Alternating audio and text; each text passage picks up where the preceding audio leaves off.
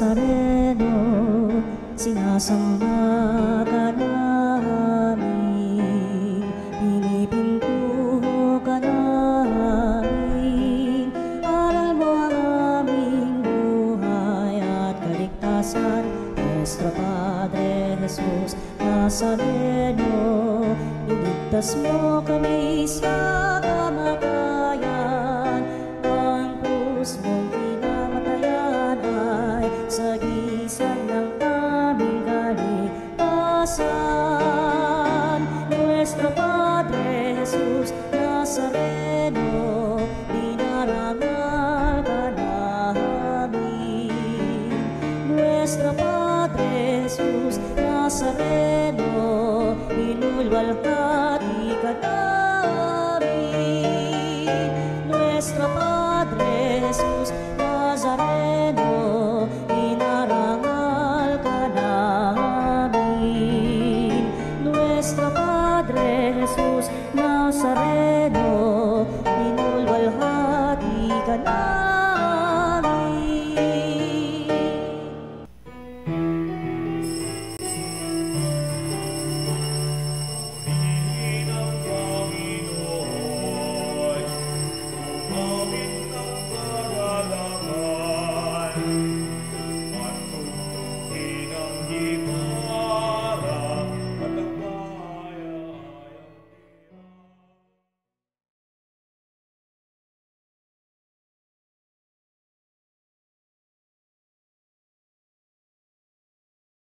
Natin ang pagdiriwang, puspos ng pagpapala ng poong may kapal, sa ngalan ng Ama at ng Anak at ng Espiritu Santo. Amen. Ang pagpapala ng ating Panginoon Jesucristo, ang pag-ibig ng Diyos at ang pakikipagkaisa ng Espiritu Santo naway sumainyong lahat. At sumirin.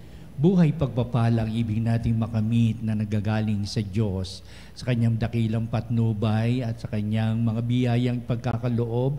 Ngayon tayo'y dumudulog sa kanyang mga biyayang upang lahat ay pagtibayin sa isang matibay na pananampalataya. Kaya upang tayo'y maging marapat na gumanap sa banal na pagdiriwang na ito'y aminin natin ang ating mga pagkukulang. Humingi tayo sa Diyos ng kanyang awa at patawad. Inaamin ko sa makapangyarihang Diyos at sa inyo mga kapatid na lubha akong nagkasala sa isip, sa salita at sa gawa at sa aking pagkukulang. Kaya ay sinasamo ko sa mahal na Birheng Maria, sa lahat ng mga anghel at mga banal, at sa inyo mga kapatid na ako'y panalangin sa Panginoong ating Diyos. Kaawan tayo na makapangyarihang Diyos, patawarin tayo sa ating mga kasalanan at patnubayan tayo sa buhay na walang hanggan. Amen. Panginoon, kaawaan mo kami. Panginoon, kaawaan mo kami. Kristo, kaawaan mo kami. Kristo, kaawaan mo kami. Panginoon, kaawaan mo kami. Panginoon, kaawaan mo kami. Manalangin tayo. Ama naming makapangyarihan, kami iyong mga kinupkop ay niloob mong maging mga anak sa liwanag mong kaloob. Huwag mong ipahintulot na sa katiwalian kami ay masangkot. Panatilihin mo kaming nagliliwanag sa iyong katapatang lubos na sumisikat sa pamamagitan ni Jesucristo, kasama ng Espiritu Santo, magpasawalang hanggan. Amen. Pagbasa mula sa aklat ni Propeta Amos. Pakinggan ninyo, mga taga-Israel. Itong sinabi ng Panginoon, pinatnubayan kong palabas sa Ehipto ang inyong lahi. Sa lahat ng bansa, sa ibabaw ng lupa, kayo lamang ang aking itinangi at inilagaan. Kaya't parurusahan ko kayo dahil sa inyong mga kasalanan. Maaari bang magsama sa paglalakbay ang dalawang tao kung di muna sila magtipan? Uungal ba ang leon sa kagubatan malibang makatagpo siya ng biktima? Aatungal ba ang batang leon sa loob ng yungib kung wala siyang nahuling anuman? Mabibitag ba ang isang ibon kung walang pain? Iigkas ba ang bitag kung walang huli? Maaari bang di sakmalin ng takot ang mga mamamayan kapag hinipan ng bantay lungsod ang trumpeta? Mangyayari ba sa isang lungsod ang isang kahindik-hindig na bagay malibang ito'y itulot ng Panginoon? Tunay na ang Panginoon ay di gumagawa ng anumang bagay na di ipinababatid sa kanyang balak sa kanyang mga lingkod ang mga propeta. Pag-ungal ng leon, maaari bang hindi ka matakot? Kapag nagsalita ang Panginoon, mapipigilan mo bang ipahayag ang kanyang sinabi? Pinuksa ko ang ilan sa inyong lungsod tulad ng aking ginawa sa Sodoma at Gomora. Kayo'y parang nagdiringas na kahoy na inagaw sa apoy. Ngunit ayaw pa rin kayong manumbalik sa akin. Sumbat pa ng Panginoon, kaya mga taga-Israel, humanda kayo sa di mapipigil na paghukom ng inyong Diyos. Ang salita ng Diyos. Salamat sa Diyos. Poon ako'y pangunahan, ng landas mo'y aking sundan. Poon ako'y pangunahan, ng landas mo'y aking sundan. Ang gawang masamay, di mo kaluglugdan. Ang gawaing hidway, di mo papayagan. Ang mga palalot, masasamang asal, iyong itatakwil at kasusuklaman. Poon ako'y pangunahan, ng landas mo'y aking sundan. Parurusahan mo yaong sinungaling, pati mararahas at mga taksil. Poon ako'y pangunahan, ng landas mo'y aking sundan. Dahilan sa iyong tanging pagmamahal, ako ay dudulog sa iyong tahanan. Sasambahin kita sa templo mong banal bilang isang tanda ng aking paggalang. Poon ako'y pangunahan, ng landas mo'y aking sundan. Alleluia,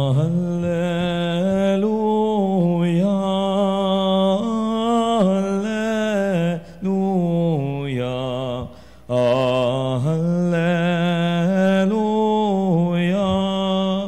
Alleluia.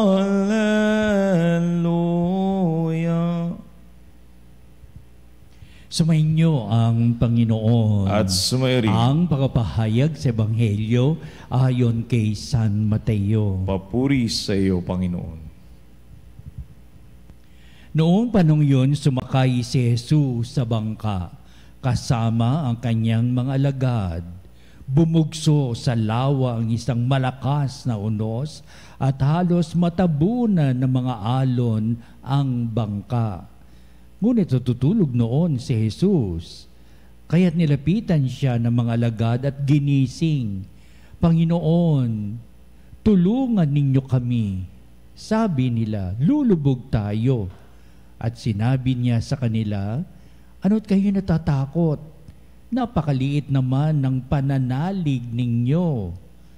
Bumangon siya, sinaway ang hangin at ang dagat, at tumahimik ang mga ito. Namangha silang lahat at ang sabi, anong tao ito? Kahit ang hangin at ang dagat ay tumatalima sa kanya. Ang mabuting balita ng ating kaligtasan. Pinupuri ka namin, Panginoong Hesukristo. Tila sariwa pa sa ating alaala, di ba? Sapagkat noong Hunyo, isa sa mga araw ng linggo, heto ang ating mabuting balita sa pahayag ni San Marcos. At ito rin ang ngayong pagbasa ngayon ay sa pahayag naman ni San Mateo sa isang magkaibang lugar ng pinaksa nilang ipahayag ang mabuting balita at sa may ibang pagkakataon pero halos la pareho ang kanilang mga binabanghay na mga pangyayari. Una, tatagpin natin ang katotohanan, naranasan ng mga alagad ang malakas na bugso ng hangin at malakas na halon, dala ng malakas na ulan. Kaya nangyari ito sa buhay ng mga alagad din kung ano yung kanilang binalik-aral noong sila ay nasa salaot, nasa dagat, at kung ano yung mga naganap na pangyayari, hindi nila malilimutan. Pero ang mahalaga rito, nakita nila kung ano yung kaugnay nito ay yung mga nangyayari at nagaganap sa kanilang buhay.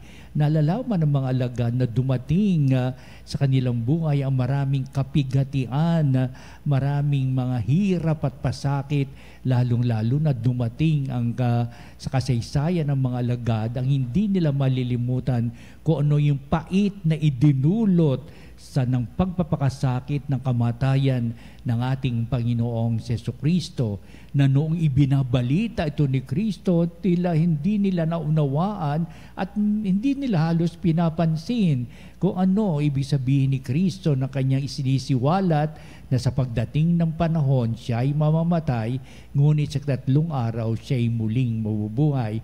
Maliban na lamang na talagang nangyari at naganap ang mga bagay na ito, tsaka pa lang nila naalaala, binanggit ni Kristo mga bagay na ito. Hindi natin to inalintana. Kung meron man, hindi masinsinan. Heto nga tayo ngayon at nakararanas tayo ng unos ng buhay. Hirap at pasakit ni Kristo, yan din ang hirap at pasakit na ating ngayong sasalungahin na wala na si Kristo at siya'y umakyat na sa kalangitan, naiwan na tayo. Marami ang kanyang mga itinatagubilin sa atin o direksyon ng buhay. Kaya tinan natin maigi itong ating mabuting balita sa isang karanasan ng mga alagad na hindi nila malilimutan at babalik-balikan nila ang ganitong magandang alaala sapagkat merong itong aral na idinudulot para sa kanila. Ito ang kanilang babanghayin, ito kanilang titingnang maigi. Una, pinapahayag sa ating mabuting balita na talagang itong hirap ng pagsalungan nila sa lakas ng hangin sapagkat ito ang malakas na ulan na talagang malalaki ang mga alon na humahampas sa kanilang mga bangka. Kaya inahalin tulad ito sa buhay ng tao. Sabihin ng mga alagad, nararanasan natin ang matinding hirap at talagang mga pasakit sa buhay. Ngayon tayo hinabilinan ni Kristo ng mga bagay na itutuloy natin na ang kanyang mga aral at gawa upang sabihin ang mga tungkuling binahayag ni Kristo heto ngayon at sinasalungan natin sa napakaraming hirap kung paano natin ipapalaganap ang tungkol sa paghahari ng Diyos. Diyan nila inhalin tulad dito upang sabihin, so nga, yung karanasan natin noon tayo nasa dagat, talagang halos tayo ay halos lulubog na ang ating bangka sapagkat napupuno ng tubig ang ating bangka at ginising pa nga natin ang ating si Kristo at upang sabihin sa atin ang liit ng inyong pananampalataya, di ba? At ano't kayo'y natatakot, napakaliit naman ng pananalig ninyo. Be not afraid, man of little faith. Ika nga sa pahayag ni San Mateo. Yan din ang pahayag ni San Marcos. Di ba?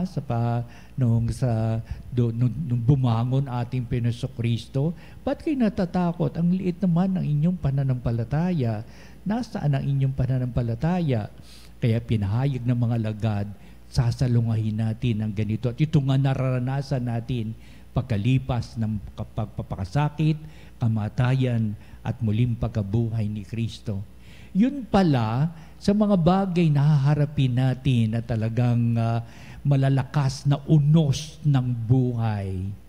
Napakalaga pala ang pagpapakilala ni Kristo sa atin at upang balikan natin unti-unti sa tanang ating buhay na meron tayong pagpapalaganap tungkol sa paghahari ng Diyos. Pero hindi natin magagawa ito kung hindi natin kikilalanin si Kristo. Kayo pala'y sa buong buhay ng mga alagad ay unti-unti nilang binalikan ang kaalaman nila kay Jesucristo.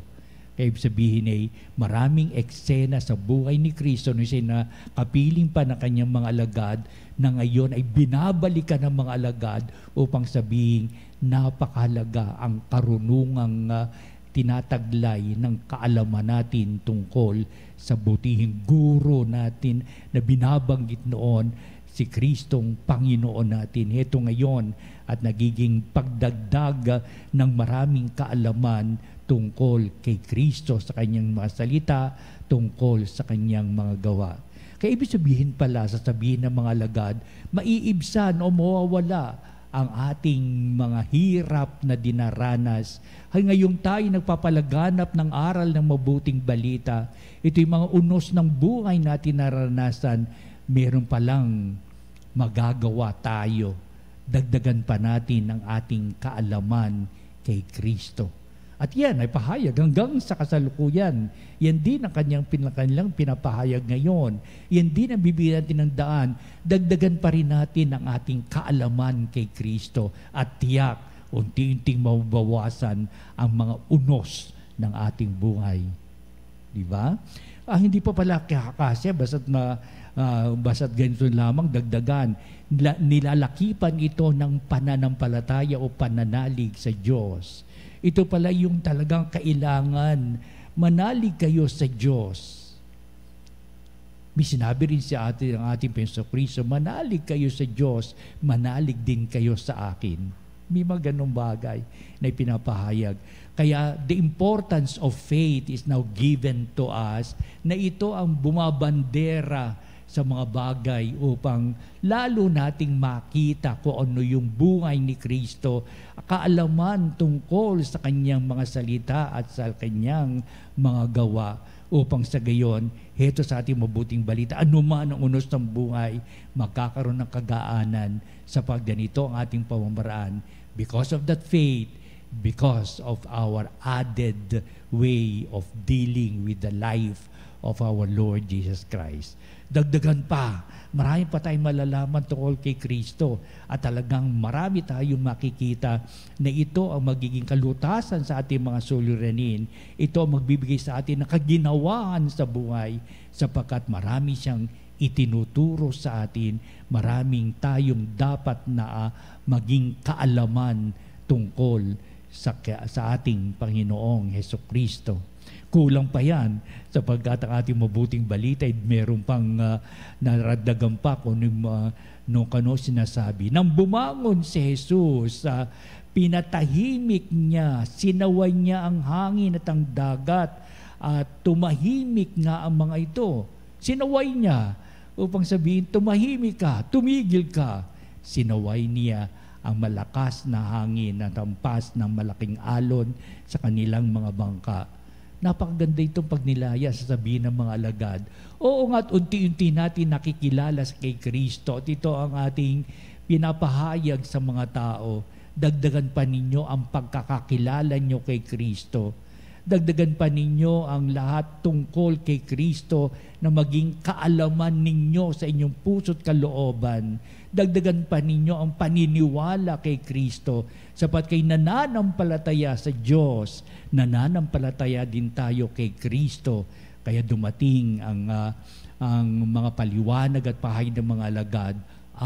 Kaya naman pala si Kristo, gayon na lamang kanyang mga pahayag tungkol sa Ama, yung pala'y si Kristo at ang Ama ay isa. Ba't hindi natin ito tanggapin? Sapagkat minsan binanggit ito ng ating Panginoon Kristo upang dumating sa pananampalataya natin ang ating kaalaman, sino ba talaga si Kristo? At marami siyang binabanggit tungkol sa Diyos Ama. Ito pala ang bahagi nitong mabuting balita upang tayo ay magtaka, ano bang uri ng tao ito? Anong tao itong kaharap? Na nagbibigay sa kanila, ito ang maganda, nagbibigay sa kanila ng direksyon sa buhay.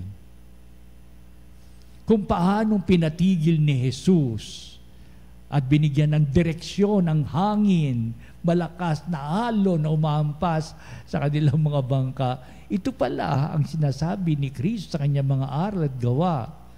Meron siyang direksyon sa buhay na kaaya-aya, direksyon sa buhay na may kapayapaan, direksyon sa buhay na maayos, direksyon sa buhay na may pagtalikod sa mga kasamaan at kasalanan sa buhay.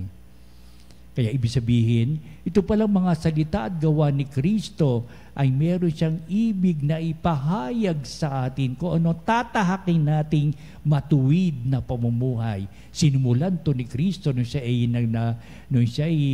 nangangaral sa mga tao at sa atin ding lahat. May kinalaman ito sa pagpapatawad ng Diyos.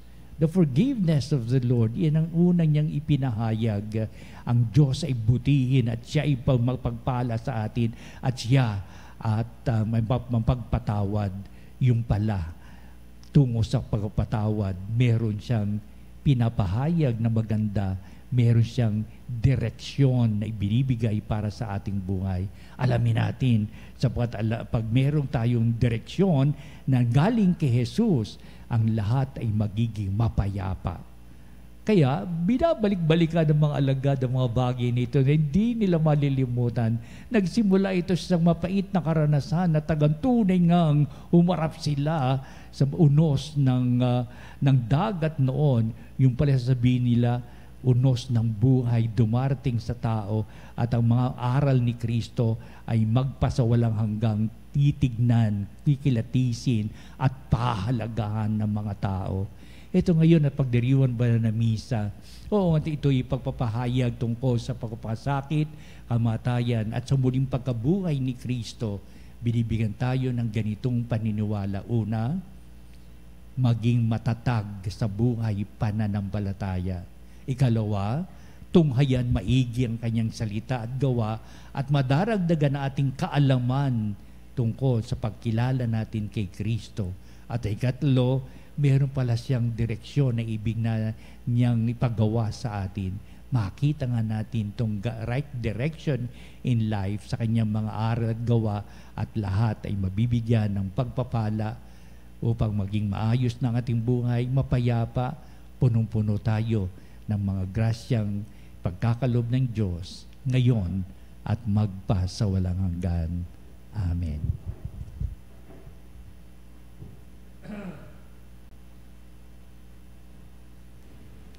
Halina mga panalig at dudulog tayo sa Diyos ng lahat ng upang maging matibay itong ating pananampalataya sa patuloy nating pagdagdag sa kalaman tungkol kay Kristo at ang kanyang patnubay ay gayon na lamang ang ating pong itutugon sa bawat panalangin. Panginoon, dinggin mo ang aming panalangin.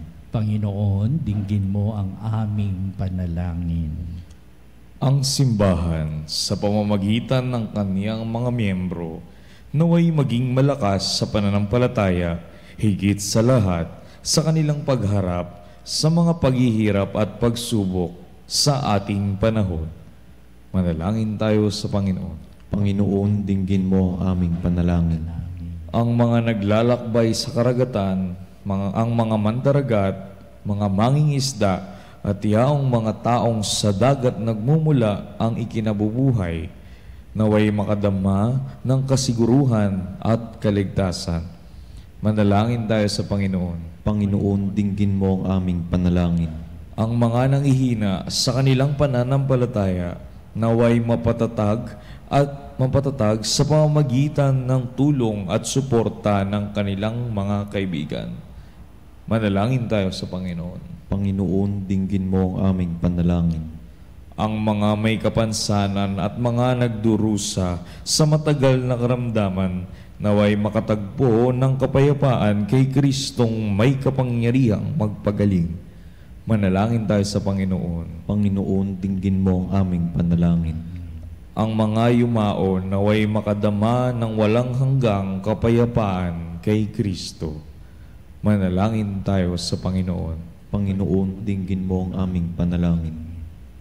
Manalangin din tayo sa lahat ng ating mga sariling kahilingan, lalong-lalo na sa pagtataas nitong ating mga ibig na makamit sa maraming pagpapala, sapagkat ipapahayag natin making malakas sa pananampalataya tulungan mo po kami po maging malakas itong aming pananalig sa iyo, Ama.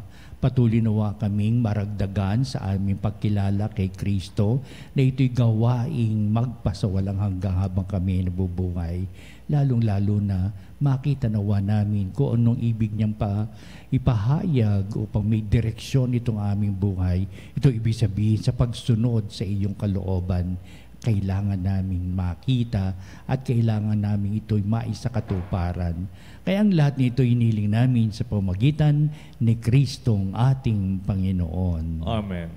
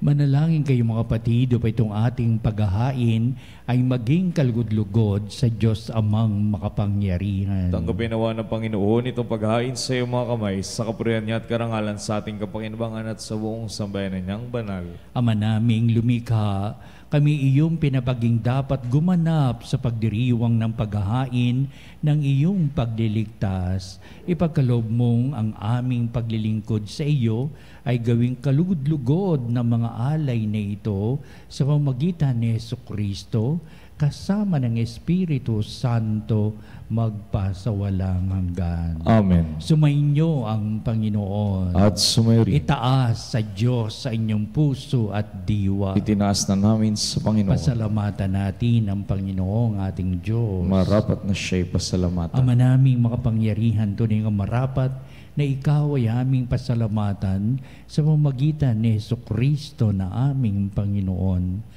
Utang na loob ang nagbubunsod upang gunitain ang kamatayan niya para kami buhayin. Pagtitiwala ang sanhi ng ligayang di malilimot sa pagkabuhay niyang sa aming kaloob, pag-asa ang dahilan ng pagiging handa para sa pagbabalik niyang totoong dakila. Kaya kaisa ng mga anghel, nagsisiawit ng papuri sa iyo walang humpay sa kalangitan, kaming nagbubunyi sa iyong kadakilaan.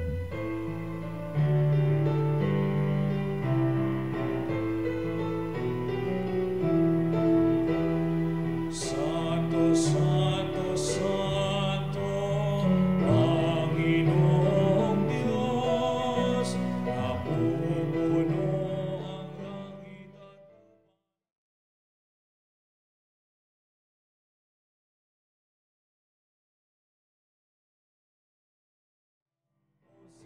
sa kaitasan, Hosana, Hosana, Hosana sa kaitasan, pinagpalang na paririto sa ngalan ng Panginoon. Hosana, Hosana, Hosana sa kaitasan, Hosana.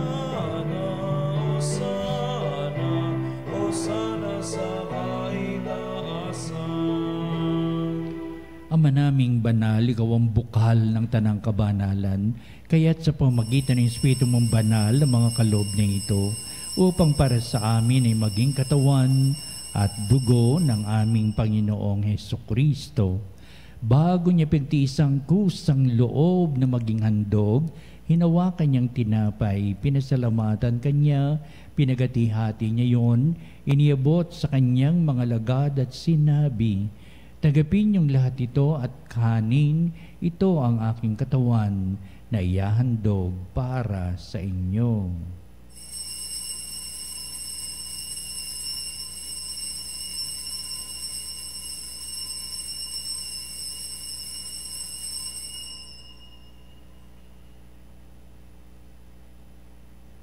Gayun din naman, pagkatapos ng hapunan, hinawakan niyang kalis, muli kanyang pinasalamatan, inibot niya ang kalis sa kanyang mga lagad at sinabi, "Tanggapin niyong lahat ito at inumin ito ang kalis ng aking dugo, ng bago walang hanggang tipan, ang aking dugo ni bubuhos para sa inyo at para sa lahat sa ikapagpapatawad ng mga kasalanan. Gawin niyo ito sa pag-alaala sa akin."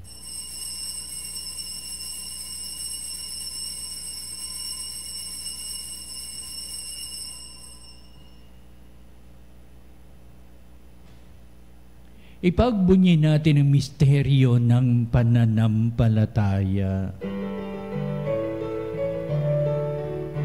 Si Kristo ay gunitain, sarili ay inihain, bilang pagkain inumin, pinagsasaluhan natin, hanggang sa siya'y dumating, hanggang sa siya'y dumating.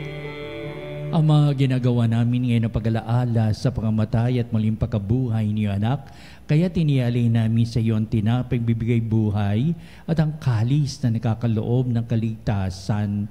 Kami papasalamat dahil kami minarapat na tumayo sa harap mo para maglingkod sa iyo.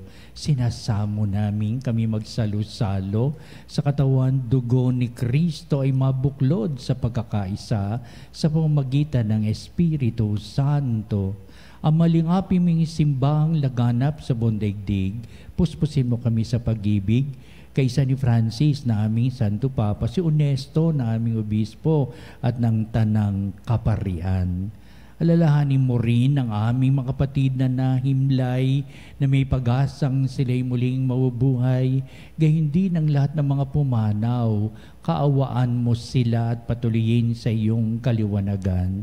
Kaawan mo at pagindapatin kaming lahat na makasalo sa iyong buhay na walang wakas, kaisa ng mahal na Birheng Maria, ina ng Diyos, si San Jose na kanyang dakilang kabiyak ng puso, at ang lahat ng mga apostol at mga banal na namuhay dito sa daigdig ng kalugod-lugod sa iyo. Maipagdiwang nawa namin ang pagpupuri sa ikararangal mo sa pamamagitan ng iyong anak na aming Panginoong Hesukristo. Sa pamamagitan ni Kristo, kasama niya at sa Kanya, o Diyos Amang makapangyarihan, ikaw ay pinupuri at ipinagdarangal kaisa ng Espiritu Santo magpasawalang hanggan. Amen. Tunay mga pananampalatay, sandigan sa matuwid na pamumuhay, ating ngayong awitin ang Ama namin.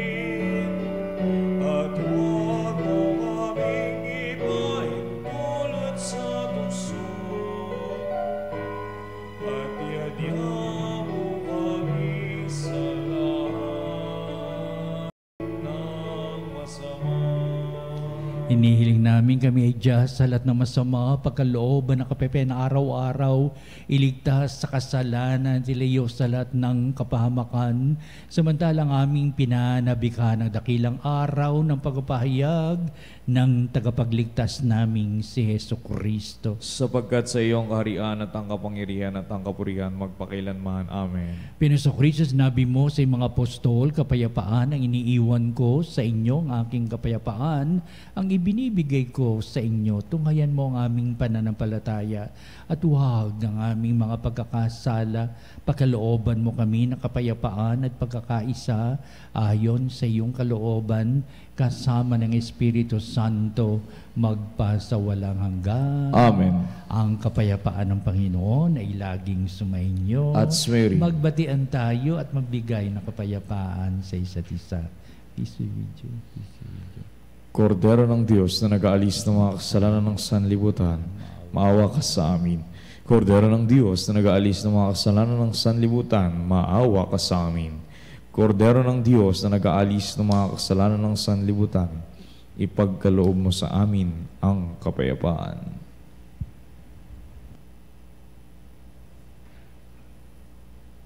Tunghayan natin ang ating Panginoong si Heso Kristo, ang dakilang pag-ibig ng Ama.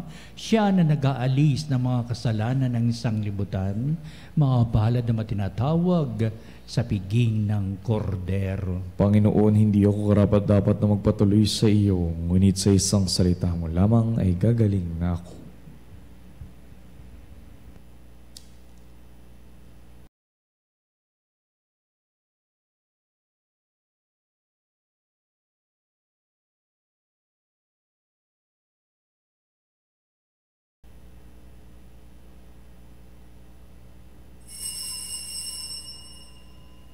Mga kapanalig, ating dasalin ang komunyong espiritual. O Jesus, nananalig ako sa pananahan mo sa kabanal-banalang sakramento. Minamahal kita higit sa lahat at hangad ka ng aking kaluluwa. Hindi ko man matatanggap ngayon ang iyong katawan at dugo, inaasahan ko na patuloy kang mamumuhay sa aking puso. Naniniwala ako na narito ka at kaisa ka ng aking buong pagkatao. Huwag mong ipahintulot na mawalay ako sa iyo. Amen. Panalangin sa Birhen ng Katotohanan. O Birhen ng Katotohanan, ni Nanay Jesus, ang nagkataong taong salita. Salamat sa iyong anak. Tinatanggap ko siya bilang aking katotohanan at kaligtasan. Sa pakikinig sa salita ng Diyos, tulungan mo akong maging malaya. Sa oras ng hirap at pagsubok, linawin mo sa akin na nasa krus ang tagumpay. Sa aking paglalakbay, akayin mo ako sa buhay ng paglilingkod at sa buhay na ganap at kasiyasiya. Kupkupin mo ako at ang aking mga kapanalig na nakikinig, natututo at nagmamahalan. O Maria, Birhen ng Katotohanan, ipanalangin mo kami. O Jesus, ikaw ang daan, ikaw ang katotohanan, at ikaw ang buhay. Iligtas mo kami. Amen. Amen. Manalangin tayo. Ama naming mapagmahal, buhayin nawa kami ng aming inihain at pinagsaluhan upang kaming pinagbuklod sa pag-ibig mo kailanman ay magkaroon ng bungang lagi naming maiaalay sa pamagitan ni Jesucristo kasama ng Espiritu Santo magpa sa walang hanggan. Amen. Susunod po natin ang pagtatanghal sa kabanbanalang sakramento sa ating pagtatanod, kalakip ang ating mga panalangin. At sa huli, ito ang magbibindisyon sa atin bilang pagtatapos sa ating banal na gawain, ang pagdiriwang ng banal na misa.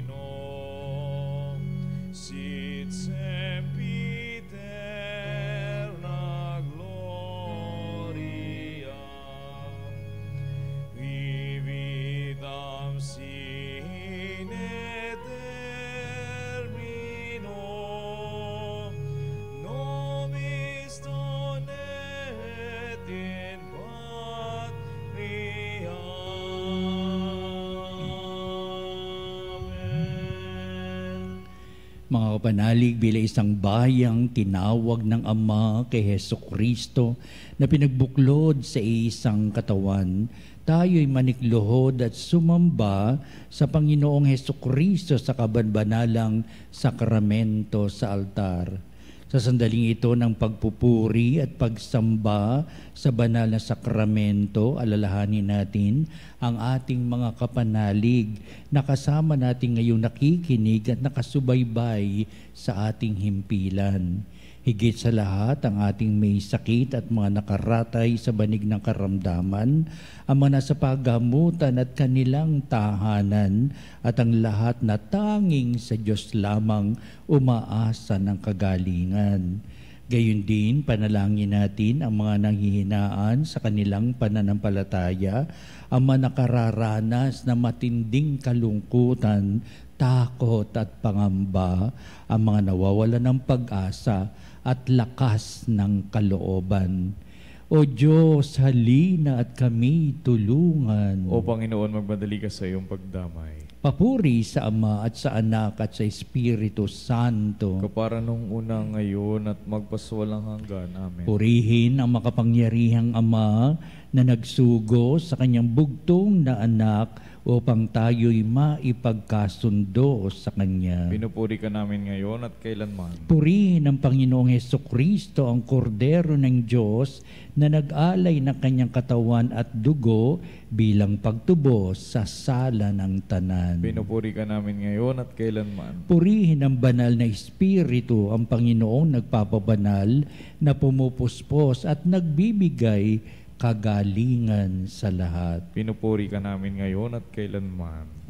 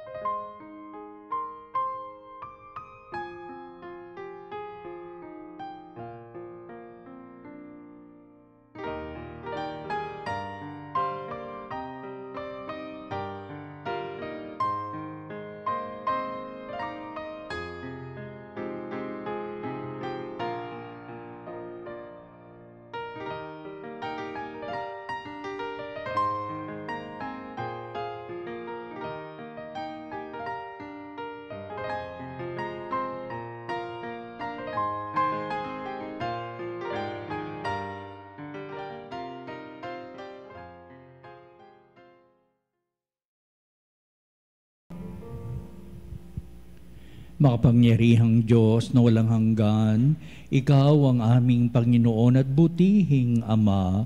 Sa iyong pagpapala, ipinagkaloob mo ang lakas sa aming kahinaan. Tunghayan mo po ng may kagandahang kalooban ang iyong mga lingkod na may sakit at karamdaman, ang mga nababalisa at nawawala ng pag-asa, ang mga natatakot at nalulumbay, ang mga may matitinding suliraning taglay at pinagdaraan ang hirap sa buhay, at ang mga nasa bingit ng kamatayan.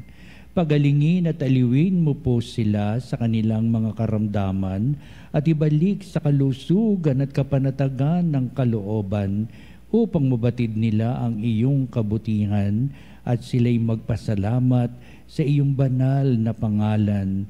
Hinihiling namin ito sa pamamagitan ni Kristong ating Panginoon. Amen.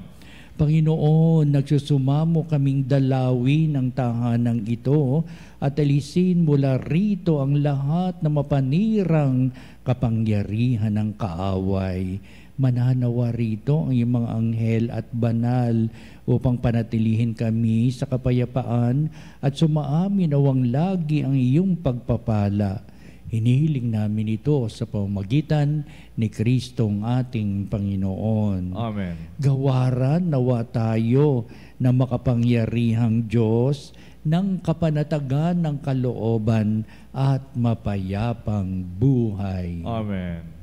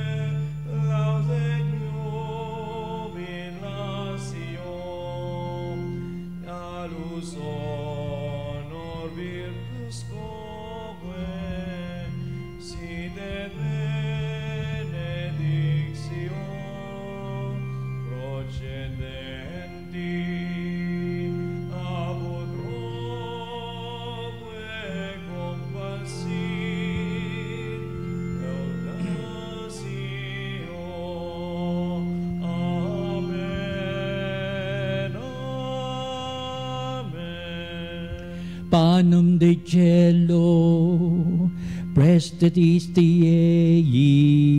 Omne delectamentum in se habentem. Oremus. Deus, qui nobis sub sacramento mirabili, passiones tue memoriam reliquisti, tribue quesimus, et nos corporis et sanguinis, tui sacra mysteria venerari, ut redemptiones tue fructum in nobis iudicer sensiamus, qui vives et reinas in saecula saeculorum.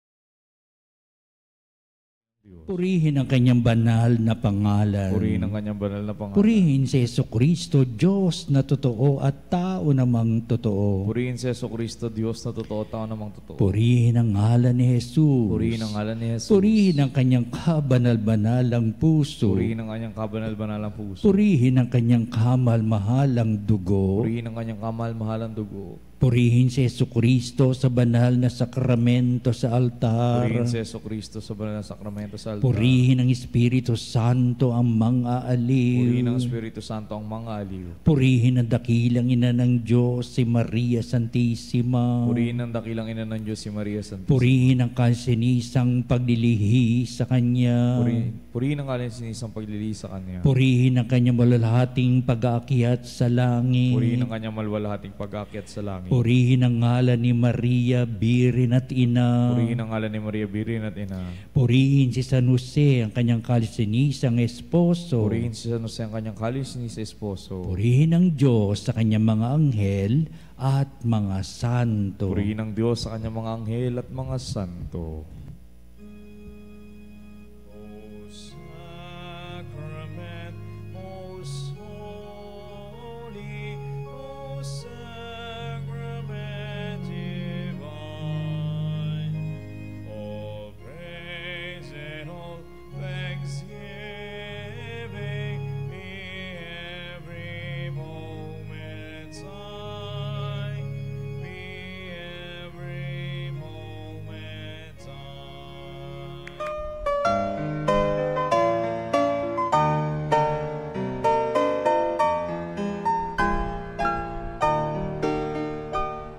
Nuestro Padre Jesus Nazareno, sinasamba ka namin, pinipintuho ka namin, aral mo ang aming buhay at kaligtasan. Nuestro Padre Jesus Nazareno, iligtas mo kami sa kamatayan, ang krus mong pinamatayan ay sagisag ng aming kaligtasan. Nuestro Padre Jesus Nazareno, dinarangal ka namin. Nuestro Padre Nazareno, inulwalhati ka namin. Nuestro Padre Jesus Nazareno, inarangal ka namin. Nuestro Padre Jesus Nazareno, inulwalhati ka namin.